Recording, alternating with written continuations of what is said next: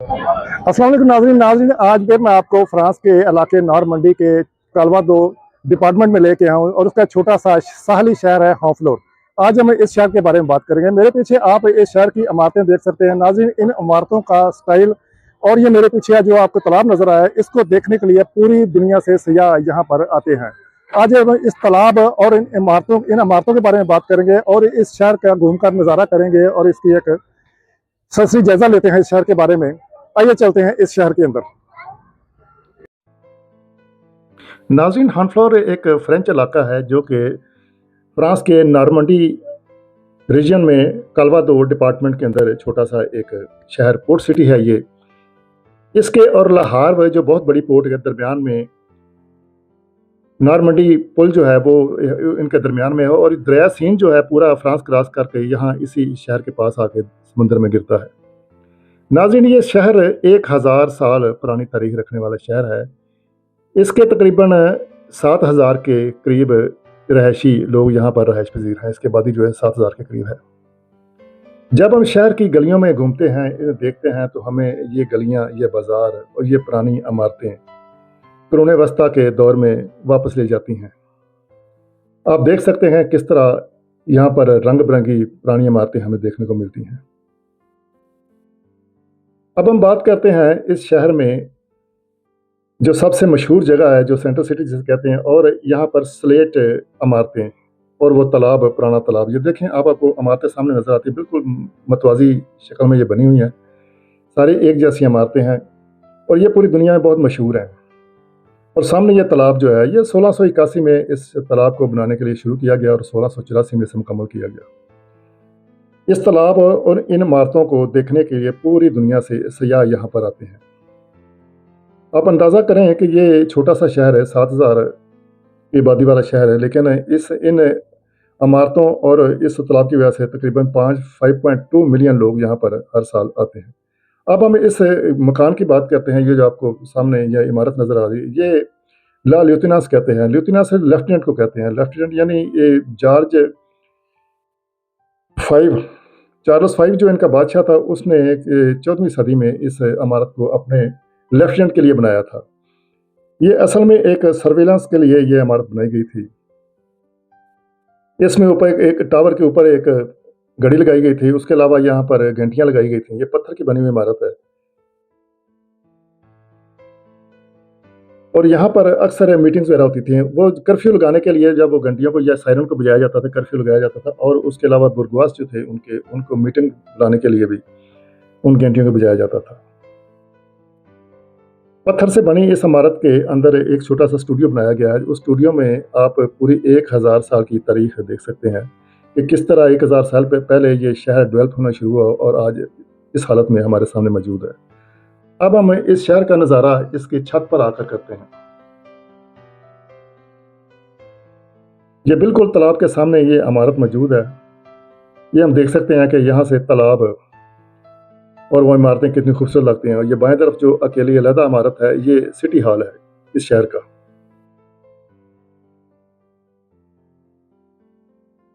अब हम साती हाउस में आ गए हैं। साती इनका बहुत मशहूर फ्रांस का एक कंपोज़र, म्यूजिशियन और आर्टिस्ट था। ये उसका मकान है। इसको ये यहाँ पर वो पैदा हुआ था। इसको देखने के लिए पूरी दुनिया से लोग आते हैं। अब हम इसके अंदर आ गए हैं। ये देखें, यहाँ पर आपको ऑडियो विजुअल जो है ना वो मिल जाती है। डिवाइस आप कानों को लगा के सारी इस इमारत के अंदर पड़ी हुई चीज़ों को देख सकते हैं। ये उसका किया हुआ काम जो ऐसा हमें नज़र आ रहा है। उसके अलावा एक बहुत बहुत प्यारा सफ़ेद रंग का पियानो भी इस इमारत में मौजूद है। ये उसका कमरा था।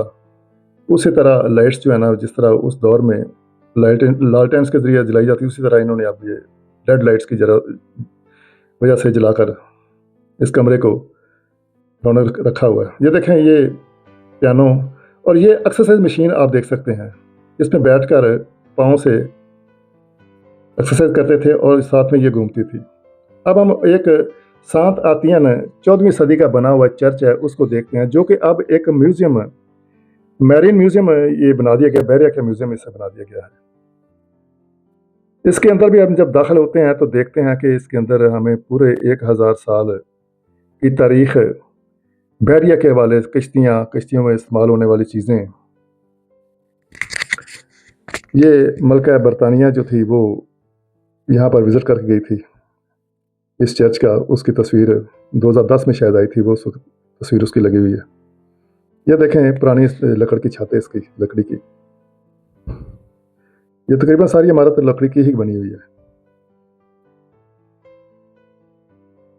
सारा इसमें हम उस पुराने दौर में खो जाते हैं जब हम इस म्यूज़ियम को अंदर से आकर देखते हैं। अब हमें एक और 14वीं सदी से पहले की बनी इमारत के अंदर आ गए हैं, जो अब एक म्यूज़ियम की शक्ल अख्तियार कर गई। ये पहले कभी जेल खाना था। ये देखें, इसके अंदर कारीगर बैठ के बना रहा है, उसका स्टैचू बना के रखा हुआ है। ये इमारत देखें कितनी आपको पुरानी महसूस होगी। ये 14वीं सदी से पहले की बनी हुई इमारत है। इसी दौर में ये प्रिजन थी, जेल बनाई गई थी। देखें, कुछ चीज़ों को उसी तरह महफूज करके रखा गया है, लेकिन अब वो कदरे खस्ता हाल हो गई हैं। ज़ाहिर है, अगर देखा जाए 700-800 साल का वक्फा गुजर गया है। ये देखें, इस कमरे में जब हम दाखिल होते हैं तो यहाँ पर हमें एक चीज़ नज़र आएगी। ये बाईं तरफ है, ये एक तख्त सा बना हुआ है। ऊपर ये गले में डालने के लिए, मुलज़म को गले में डालने के लिए एक चेन सी बनी हुई, नीचे एक चेन है, वो उससे बांध कर तशद्दुद किया जाता था। अब हम एक दूसरे चर्च की तरफ आ गए हैं। ये चर्च जो है सारा लकड़ी से बना है, और फ्रांस में बहुत कम ऐसे चर्च बनाए गए थे जो लकड़ी से बने गए। ये भी 14वीं सदी से पहले का बना हुआ है। इसके सामने ये टावर जो है, ये बेल टावर इसे कहते थे, ये थोड़ा सा इससे हट के बनाया गया। अब इसके अंदर नीचे जो है ना, वो पब्लिक टॉयलेट्स बना दिए गए हैं सियाहों के लिए। अब हम एक सरसरी जायजा इस चर्च के अंदर जाकर देखते हैं। ये चर्च असल में सेंट कैथरीन को डेडिकेट किया गया था, जो अलेक्जेंड्रिया की रहने वाली थी। इसका अंदरूनी नज़ारा है। ये नाज़रीन, ये इसकी ख़ास बात जो बताई जाती है कि एक तो बहुत पुराना है, दूसरा ये सारा लकड़ी का बना हुआ है। बहुत ज़्यादा सियाह इसे देखने के लिए आते हैं। सारे शहर में मैंने देखा है कि गलियों बाज़ारों में लोग घूम रहे हैं। मैं छोटा सा व्लॉग था, मुमकिन नहीं है कि तमाम चीज़ें उसमें इसी तरह दिखाई जा सकें। ये देखें, अब हम इसकी बिल्कुल एक साथ पहाड़ी के उसके ऊपर में आ गए। उसके ऊपर भी एक चर्च बना हुआ है। ये इस जगह पैनोरामिक व्यू आप देख सकते हैं। पूरे शहर का यहाँ से नज़ारा देखने को मिलता है।